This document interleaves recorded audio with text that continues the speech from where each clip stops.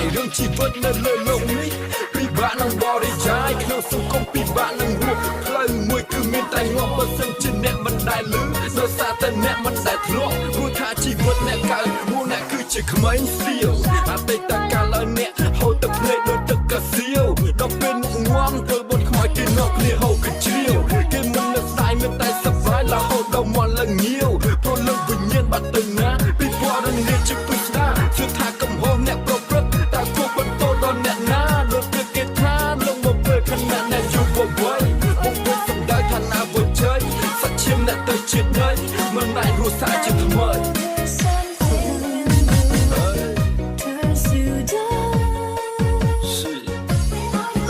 បាត់នៅថាកាយគេសាធ្វើគាត់បំពេញបំឡងដេកមកមើលឃើញទង្វើដែលធ្វើได้រួចកន្លងឧបសគ្គនៃជីវិតដែលចាំឲ្យជើងទៅហែកឆ្លងដូចវិញ្ញាសាក្នុងមច្ឆា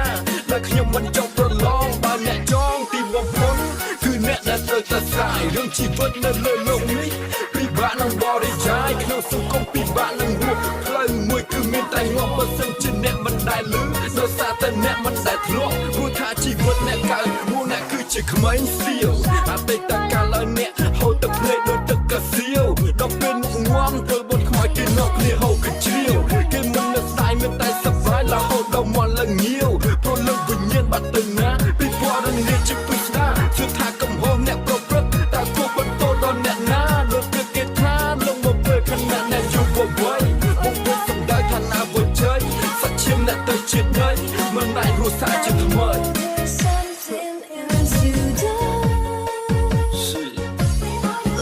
បាត់នៅថាកាយគេសាធ្វើគាត់បំពេញបំឡងដេកមកមើលឃើញទង្វើដែលធ្វើได้រួចកន្លងឧបសគ្គនៃជីវិតដែលចាំឲ្យជើងទៅហែកឆ្លងដូចវិញ្ញាសាក្នុងមច្ឆា